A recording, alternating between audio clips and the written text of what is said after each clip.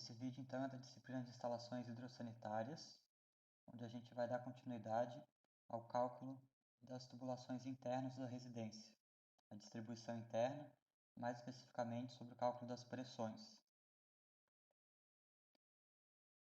Então, por que é importante esse dimensionamento referente às pressões no nosso sistema de instalações de água fria? Para que cada aparelho consiga funcionar bem, é preciso que ele atenda a alguns requisitos de pressão. Então, cada aparelho é dimensionado para ter uma vazão necessária. A gente já calculou as vazões, já conferiu as vazões nos cálculos das aulas anteriores. E para assegurar essa vazão, é necessário que os aparelhos tenham uma pressão mínima para que eles consigam funcionar. Então, a gente consegue perceber isso na prática, principalmente nos chuveiros das residências.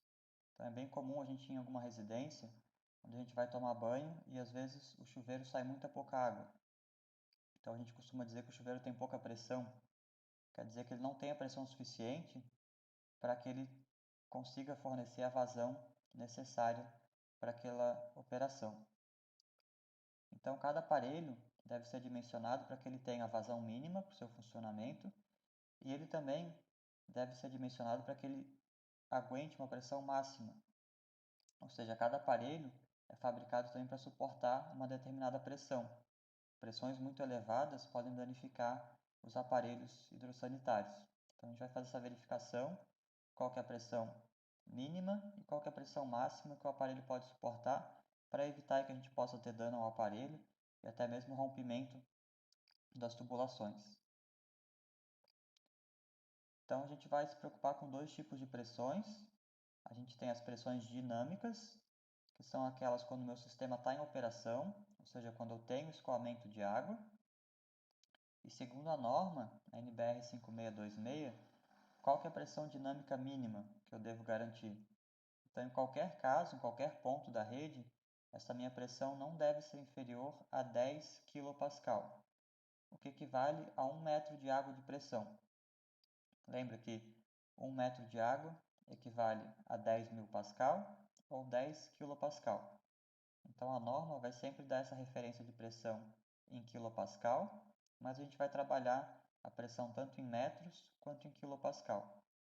Então, em qualquer ponto do meu sistema de instalações hidrossanitárias, a minha pressão vai ter que ser sempre igual ou superior a 10 kPa. Alguns aparelhos podem exigir pressões um pouco maiores ou um pouco menores.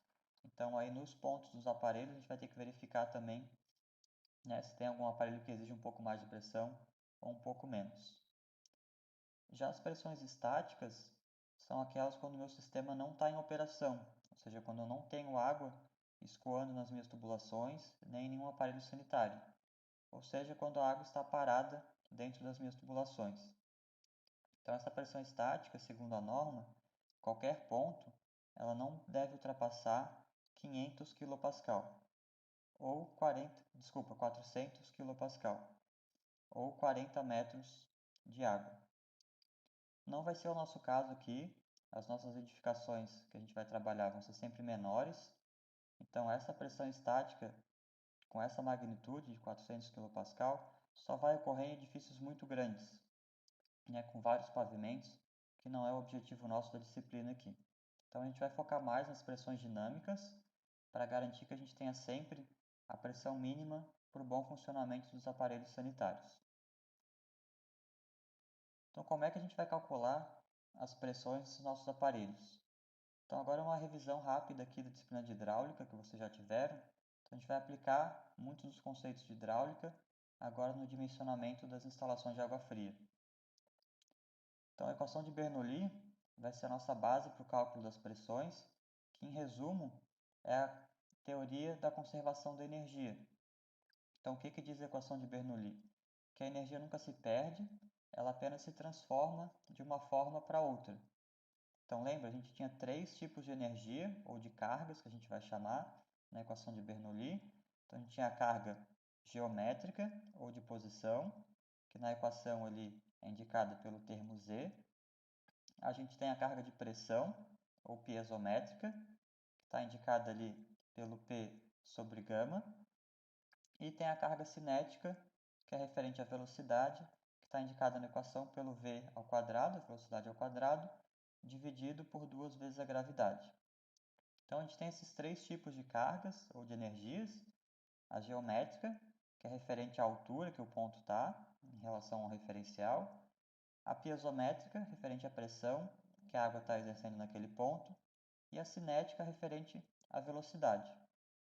Então, a equação de Bernoulli, ela diz que se eu considerar a carga em um ponto do meu sistema, ela deve ser a mesma em todos os pontos desse sistema, a soma das 3 cargas vai ser a mesma, mas o tipo de carga pode se alternar, ou pode sofrer variações, né? Eu posso ter um ponto com mais carga geométrica e outro com mais carga piezométrica, mas a soma das 3 cargas vai ter que ter sempre igual.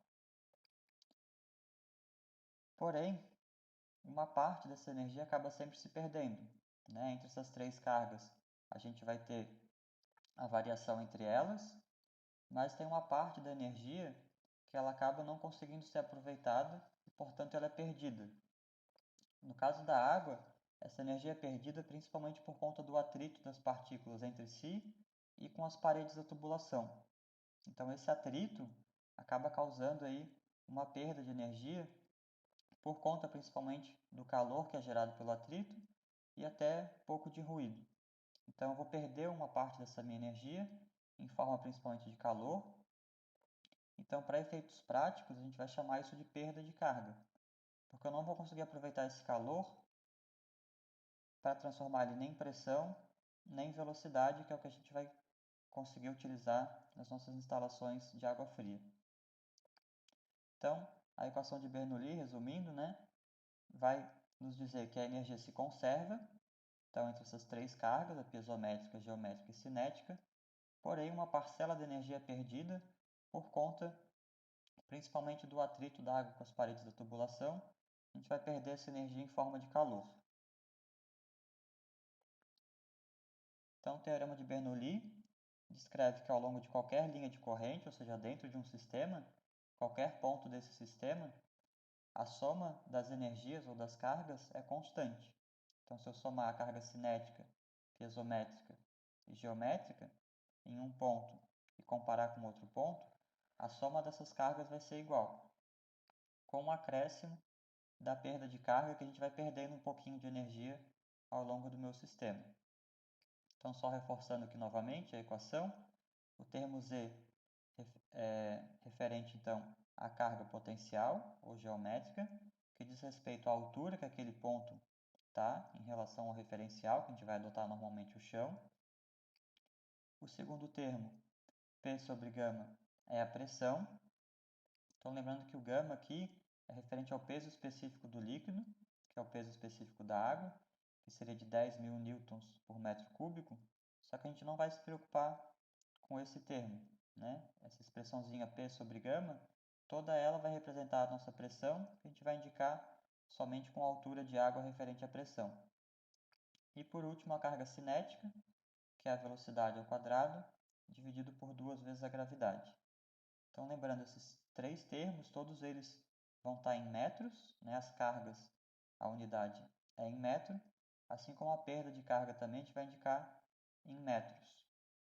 Então, se eu comparar a energia de um ponto inicial do meu sistema com um ponto 2 mais à frente do meu sistema, essas energias vão ter que ser iguais, considerando o que a água perdeu de energia para se deslocar do ponto 1 até o ponto 2. Então, essas perdas de carga, a gente pode dividir elas de 2 formas: as perdas de cargas contínuas e as perdas de carga localizada.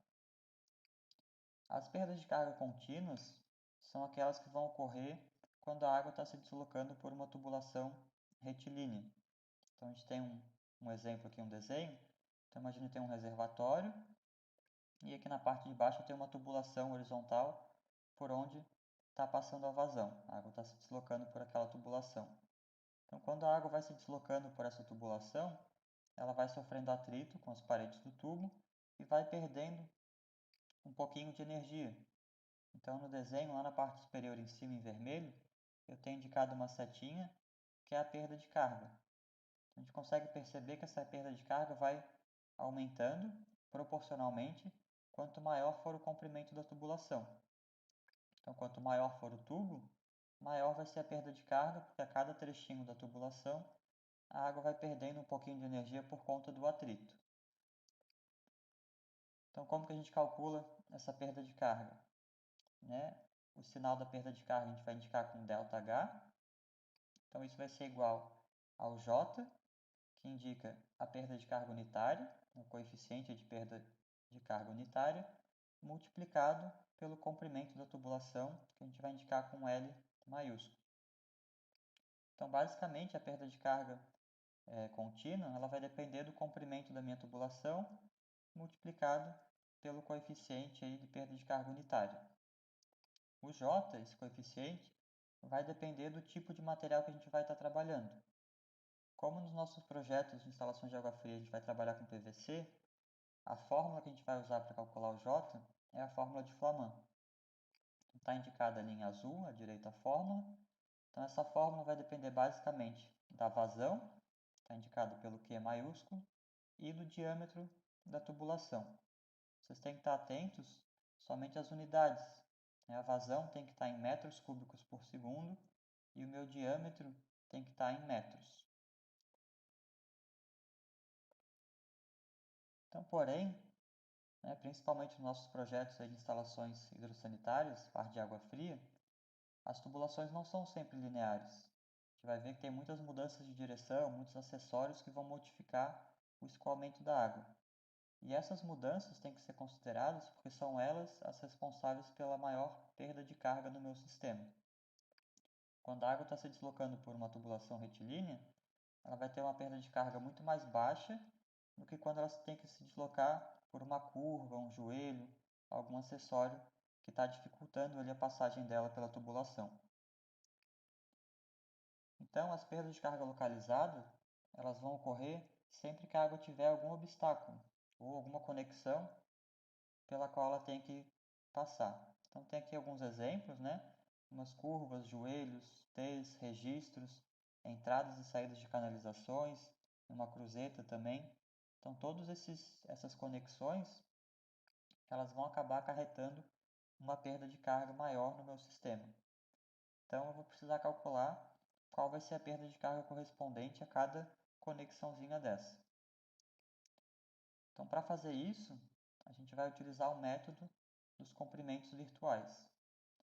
Então, nesse método, o cálculo da perda de carga se baseia na substituição da peça ou da conexão por um comprimento virtual ou equivalente de tubulação. Esse comprimento provocaria a mesma perda de carga ocasionada pela peça em questão. Então, por exemplo, se eu tenho um joelho, eu vou transformar esse joelho em um comprimento de tubulação que vai causar a mesma perda de carga que o joelho vai causar. Então foi desenvolvida uma tabela com todas as conexões, foram estudados aí as diferentes conexões e qual a perda de carga que elas causam no meu sistema. Então a gente já tem uma tabela que facilita a gente fazer essa transformação das conexões em um comprimento equivalente. Então aqui vocês podem ver na primeira linha em cima, a gente tem os diâmetros das conexões. Então na primeira linha a gente tem os diâmetros em milímetros, 20, 25, 32, 40, 50, 60, 75, 85 e 110, que são os diâmetros comerciais aí do PVC. Na linha de baixo a gente tem a referência em polegadas para esses mesmos diâmetros.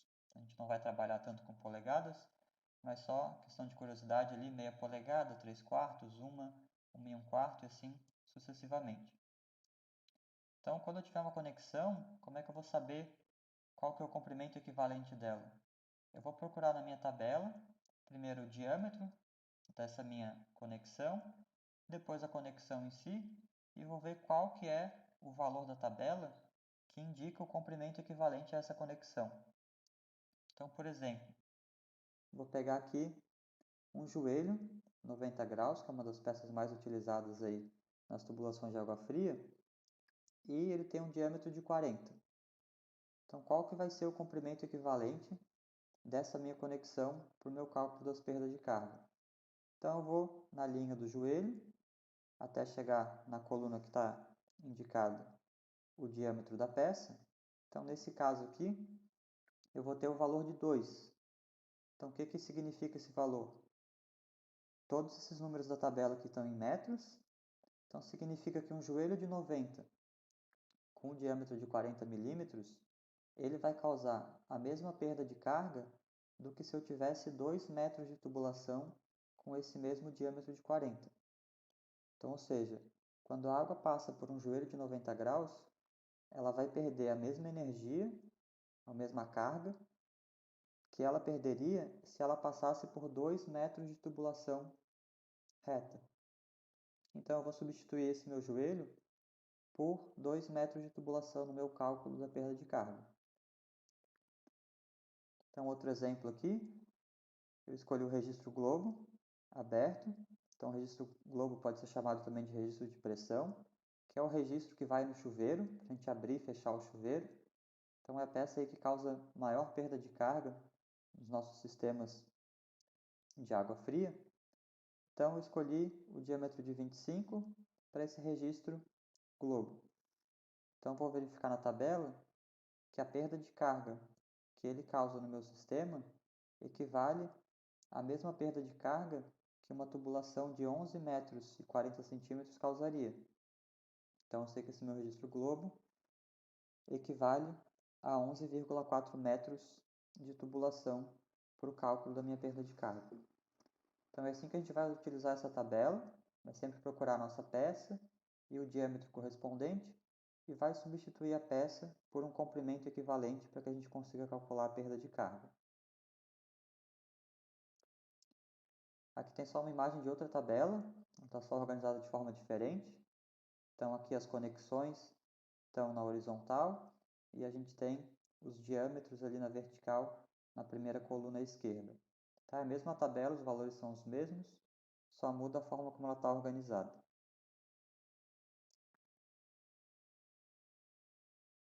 Então, finalizando o cálculo das perdas de carga, então a nossa equação continua a mesma, o ΔH, que é a perda de carga, igual ao J vezes o comprimento, que é L.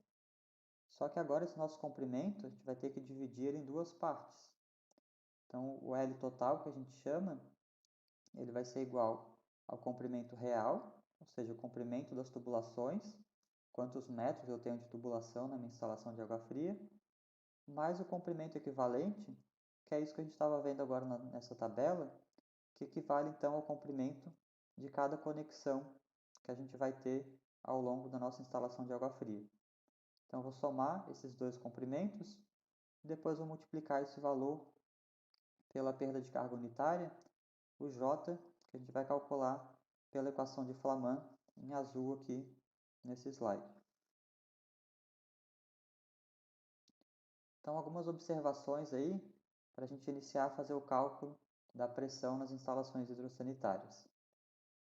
Então, no cálculo das instalações prediais, a gente vai considerar que a velocidade de escoamento da água é sempre constante no trecho, ou seja, a velocidade de início é igual à velocidade de final. Então, como o diâmetro do meu trecho se mantém o mesmo, então, pela equação da continuidade, se eu tenho a mesma área, né, o mesmo espaço pelo qual a água se desloca, e uma vazão constante, a velocidade de escoamento também vai ser constante. Então, na equação de Bernoulli, a carga cinética pode ser desconsiderada, porque no ponto 1 e no ponto 2 ela vai ser igual. Então, no cálculo das pressões, a gente vai desconsiderar a velocidade de escoamento da água nas tubulações.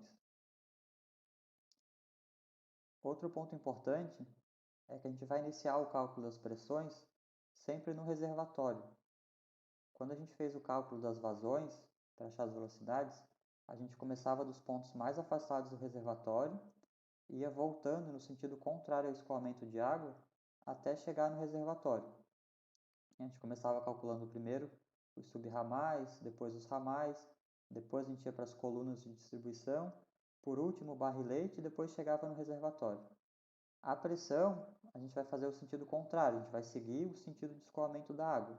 A gente vai começar o cálculo da pressão pelo reservatório e vai descendo, digamos assim, no sentido da água, até chegar os aparelhos sanitários mais distantes. Então, a pressão no reservatório, a gente vai considerar o nível de água do reservatório como tendo pressão zero, porque a pressão depende somente da altura de água sobre um ponto. Então, na superfície do meu reservatório, no nível de água, eu não tenho pressão de água sobre esse ponto. Então, eu sei que a carga do meu reservatório, ou a energia do meu reservatório, vai ser somente a carga de posição ou geométrica, o Z. Ou seja, quanto mais alto o meu reservatório tiver, maior vai ser a energia que ele tem disponível para fornecer para o meu sistema. Por isso que a gente vê em muitos edifícios, termina o edifício e o reservatório fica um pouco mais acima, para dar essa energia a mais para atender a pressão em todos os pontos da edificação. Então, vai começar pelo reservatório. Então, lembrando que a carga do reservatório vai ser a carga de posição, somente a pressão geométrica que ele vai ter. Então, a velocidade a gente também vai desconsiderar, porque a água vai descendo no reservatório numa velocidade muito baixa. Como eu tenho uma área muito grande do reservatório, a velocidade vai ser muito baixa. Então, a gente vai desconsiderar também a velocidade com que a água se desloca dentro do reservatório. Então, resumindo, o cálculo das pressões nos trechos vai depender de 3 fatores somente: do nível do reservatório, a altura que ele se encontra, das diferenças de cotas entre os trechos, vou ter que ver a diferença do meu aparelho até o reservatório, até o ponto seguinte, e das perdas de carga que vão estar envolvidas. Utilizando a equação de Bernoulli, então considerando que o meu ponto 1 é o início de cada trecho e o ponto 2 o final do meu trecho, então a gente tem aqui a equação de Bernoulli completa.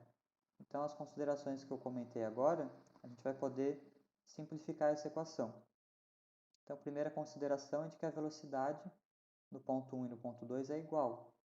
Então, eu posso cortar esses termos, como eu comentei, a gente não vai utilizar então o cálculo da velocidade.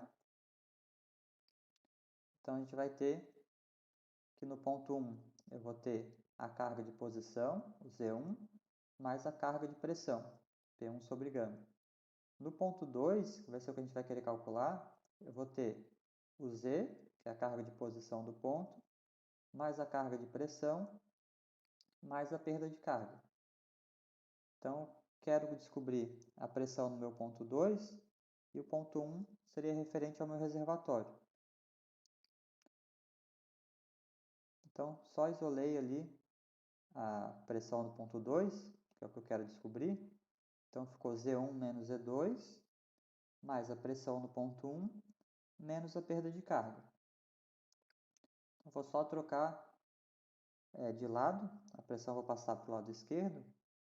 Então, a gente vai ter que a pressão no ponto 2, eu só indiquei pressão como P, só para simplificar, vai ser igual à pressão no ponto 1, mais a diferença de cota, menos as perdas de carga. Isso aqui é só uma reorganização da equação de Bernoulli.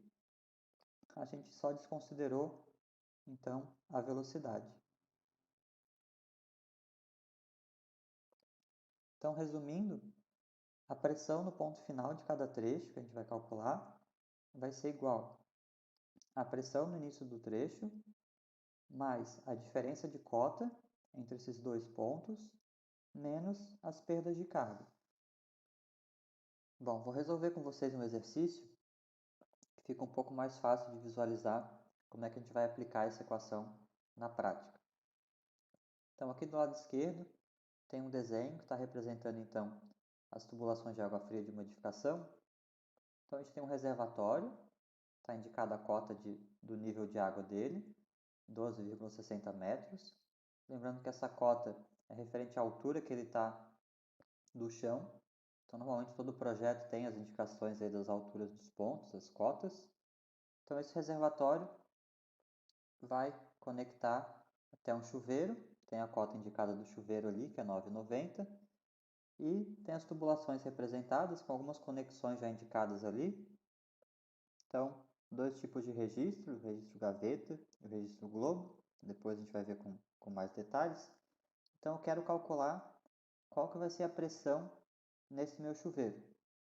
Então, nosso objetivo aqui nesse exercício é calcular qual que vai ser a pressão disponível no chuveiro. Então, com base nas seguintes informações. Então, a gente sabe que a vazão do chuveiro é 0,30 litros por segundo. E a gente vai considerar que todas as tubulações têm um diâmetro de 25. Então, essas informações a gente vai precisar ter no cálculo das pressões. Por isso que a gente começou o dimensionamento nas aulas anteriores pela parte das vazões, dos diâmetros e das velocidades. Então, a gente já vai ter essas informações no nosso projeto. A parte da pressão é o que vai finalizar o dimensionamento. Então, a gente já tem que saber a vazão do trecho e também o diâmetro. Então, no caso aqui, então, eu quero calcular qual que é a pressão disponível no chuveiro, sabendo que a vazão do chuveiro é de 0,30 litros por segundo e que essas tubulações têm 25 milímetros de diâmetro. Então, vou mostrar o passo a passo como é que a gente faz para calcular essa pressão. Então, primeiro passo, a gente tem que calcular o comprimento real das tubulações. Então, agora aqui eu já indiquei para vocês o comprimento de cada trecho. Então, todo o projeto de água fria precisa ter detalhado esse comprimento de cada trecho. Então, nos exercícios eu vou fornecer para vocês, nos projetos que vocês fizerem, pela planta, né, da residência, vocês vão ter que saber qual que é o comprimento de cada trecho de tubulação. Então, aqui saindo do reservatório, nossa primeira tubulação vertical ele tem 40 centímetros, depois ela vindo para a direita aqui tem 1,10 m, depois ela desce mais 75 centímetros, mais 80 centímetros na horizontal, e depois ela sobe até o chuveiro com mais 50 centímetros. Então, o primeiro passo, eu tenho que saber quantos metros de tubulação eu tenho do meu reservatório até o meu chuveiro. Então, vou só somar todos esses trechos, 0,40 mais 1,10 mais 0,65 mais 0,80 mais 0,50. Então, vou ter o comprimento real de 3,55, ou seja, 3 metros e 55 centímetros de tubulação. Então, esse é o primeiro passo, calcular o comprimento real de tubulação que eu tenho do reservatório até o chuveiro. O segundo passo, então, eu preciso identificar todas as conexões, né, que a gente vai iniciar o cálculo das perdas de carga. Esses comprimentos a gente vai utilizar para calcular a perda de carga. Então, lembrando que as conexões provocam aí uma perda de carga elevada, então eu preciso saber quantas conexões eu vou ter nesse meu trecho, no caso aqui do reservatório até o chuveiro, para poder utilizar aquela tabela e anotar os comprimentos equivalentes de cada conexão dessa. Então, minha sugestão é que vocês comecem sempre, né, do reservatório, do início do trecho, vão passando ponto a ponto para ver quantas conexões a gente tem. Então, a primeira conexão que a gente tem aqui na entrada de borda. Então, sempre que a água sai do reservatório, ela vai perder um pouquinho de carga ali, porque ela vai ter que entrar na tubulação.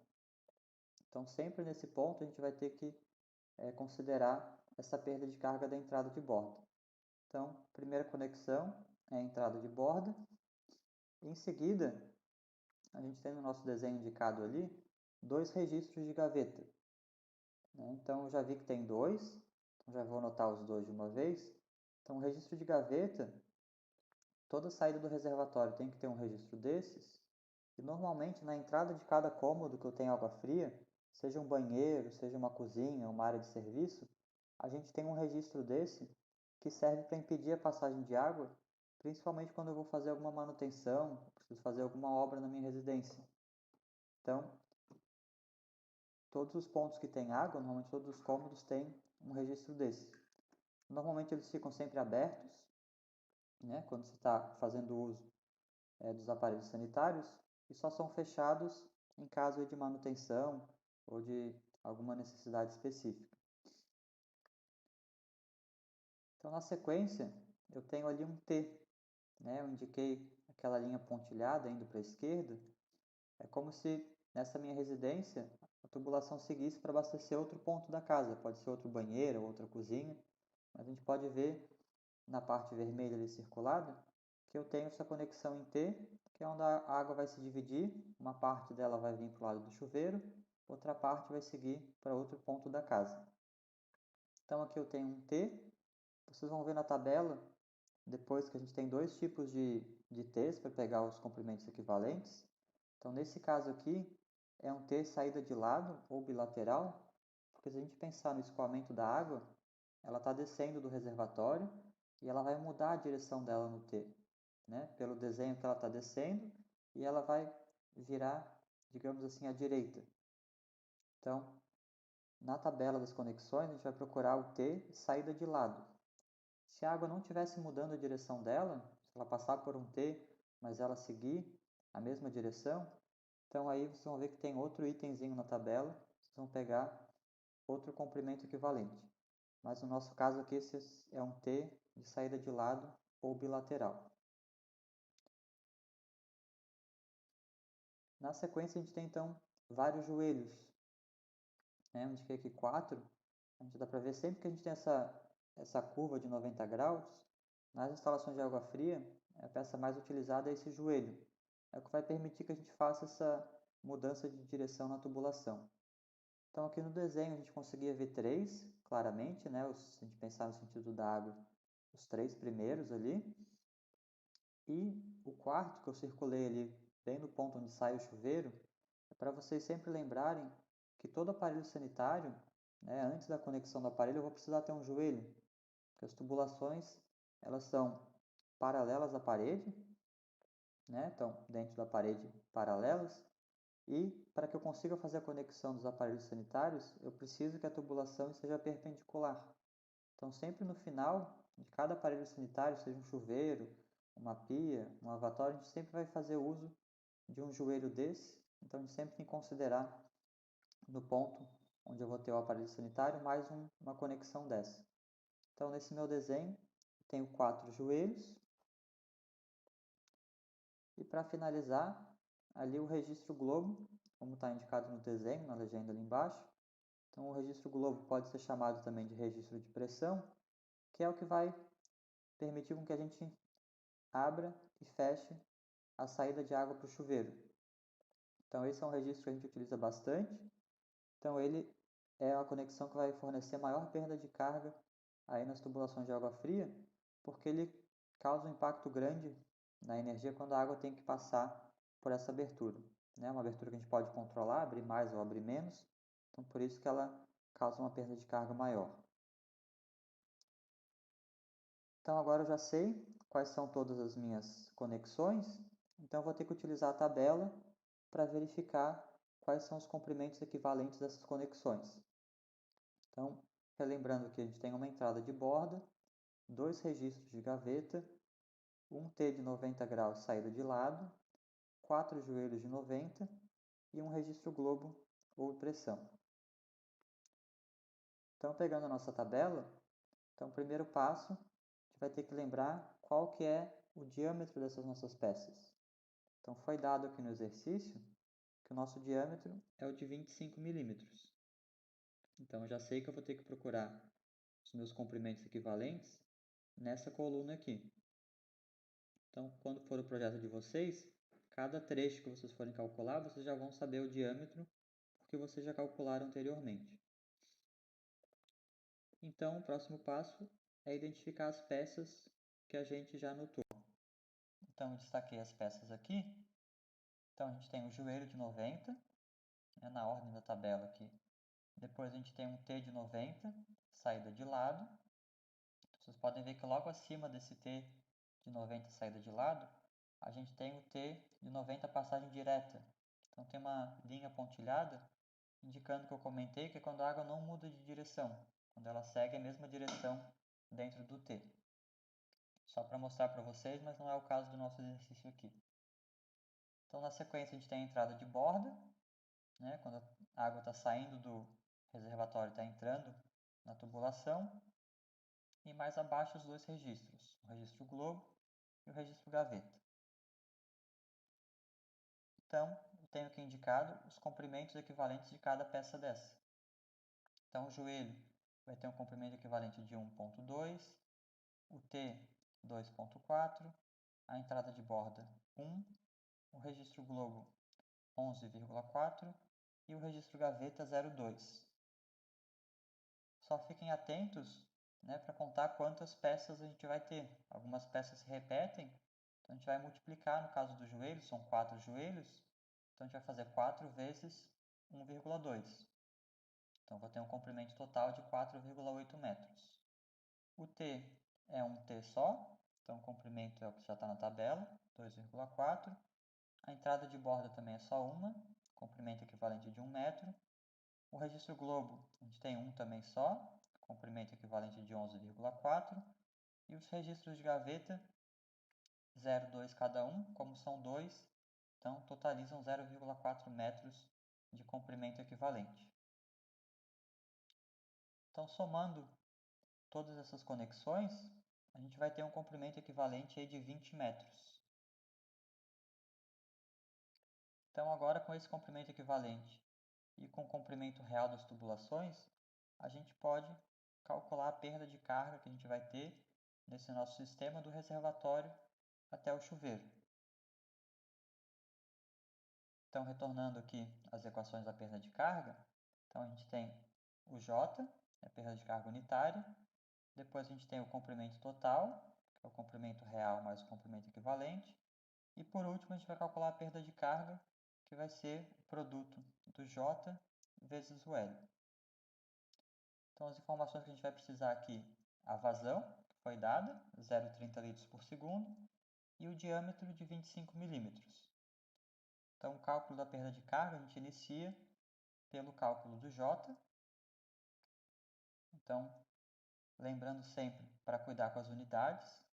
Então, a equação do J prevê que a vazão seja em metros cúbicos por segundo.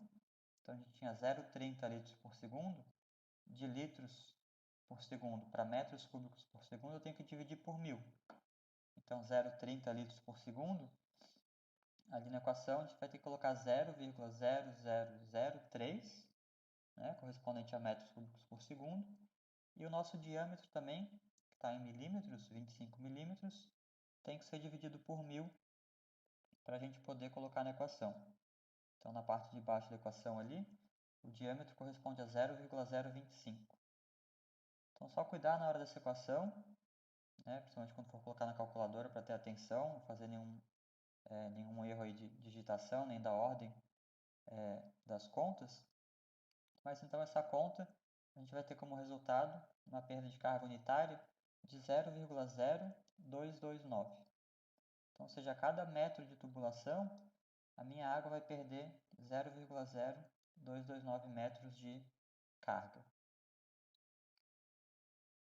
Então, a gente tem também o comprimento real, que a gente pegou no projeto. A gente tinha 3,55 metros de tubulação, saindo do reservatório até o chuveiro. E somando todas as conexões, a gente chegou no valor de 20 metros de comprimentos equivalentes. Então, nosso comprimento total é de 23,55. Então, com base nesses dois valores, o comprimento total e a perda de carga unitária, a gente consegue chegar no nosso valor de perda de carga. Então, a perda de carga vai ser J vezes L. Então, só multiplicar esses dois valores, a gente vai ter, então, um resultado que a gente vai perder 0,54 metros, ou 54 centímetros de carga para a água sair do reservatório e chegar até o chuveiro. Então, essa é a parte mais trabalhosa do cálculo da pressão, na verdade é o cálculo das perdas de carga. Então, vocês viram, é só ter um pouco de atenção para pegar do projeto os comprimentos das tubulações e a parte mais detalhada, que são as conexões. Então, tem que contar, identificar bem certinho quais são as conexões, olhar na tabela os comprimentos equivalentes, e aí, com base no comprimento real e no comprimento equivalente, a gente consegue achar a perda de carga se a gente fizer o cálculo antes aí do J, que é a perda de carga unitária. Então, essa é a parte mais trabalhosa. Daqui para frente fica bem tranquilo. Então, agora a gente vai usar aquela nossa equação para calcular a pressão, que é a pressão no ponto 2 é igual à pressão no ponto 1 mais a diferença de cota menos a perda de carga. Então, lembrando sempre, a pressão no ponto 2 é sempre a pressão no ponto final e a pressão no ponto 1 no ponto inicial. Então, aqui o nosso ponto inicial vai ser o reservatório. Então, lembra que no reservatório, a gente considera que a pressão é zero, porque no nível de água do reservatório, na superfície dele, não tem pressão de água sendo exercida. A pressão da água só vai ocorrer quando eu tiver água sobre o ponto que eu estiver analisando. Então, aqui a pressão no chuveiro P2 vai ser igual a zero, que é a pressão no nível de água do reservatório, mais a diferença de cota. Então, as cotas foram fornecidas aqui. Então, a cota do meu reservatório é 12,60, menos a cota do chuveiro, que é 9,90. E menos a perda de carga que a gente calculou, que é 0,54. Então, fazendo essa conta, a diferença de cota vai dar 2,70. Então, eu tenho que a pressão no meu ponto 2, no chuveiro, é 2,70 menos 0,54. Então, a gente chega no valor de que a pressão é igual a 2,16 metros ou 21,6 kPa. Né? Lembrando que para passar de metros para quilopascal eu só multiplico por 10. Então, a gente pode ver que o nosso chuveiro aqui ele vai ter uma pressão de 2,16 metros, que está acima do que diz a norma, né? O mínimo seria 1 metro. Então, está dentro do que prevê a norma. E é assim que a gente consegue calcular, então, a pressão nos pontos das instalações de água fria. Nesse exemplo, né, eu peguei direto do reservatório até o chuveiro. Vocês devem ter percebido que nos exercícios que a gente fez antes de vazão, a gente vai dividindo o nosso projeto em vários trechos. Então, nesse caso aqui, essa conta se repetiria só que em partes menores. Né? Cada trechinho eu teria que fazer o cálculo da pressão, das perdas de carga, até chegar no chuveiro. Então, que é o que a gente vai começar a fazer então nas próximas aulas, que é terminar de preencher aquela tabela que vocês já conheceram. Então, essa tabela tem como base também a norma, né? Então, a parte inicial da tabela a gente já fez, que é a parte das vazões, o somatório dos pesos. Vocês escolheram os diâmetros, com base na área, calcular as velocidades. Então, essa parte já foi feita. A parte que continua dessa planilha é a parte que eu demonstrei aqui das pressões. Só que como eu comentei, em vez de fazer direto do reservatório até um ponto, a gente vai fazendo para todos os trechos. Então, esse cálculo da perda de carga unitária, dos comprimentos reais equivalentes, achar a perda de carga e depois a gente vai achar a pressão disponível em cada ponto. Nas próximas aulas eu vou explicando para vocês então como é que a gente vai terminar de preencher essa tabela, mas a base é o que a gente viu na aula de hoje, o cálculo das perdas de carga e da pressão com base naquela equação simplificada que vem lá da equação de Bernoulli. Da aula de hoje era isso, pessoal. Então, na próxima semana eu passo para vocês a continuação dessa planilha.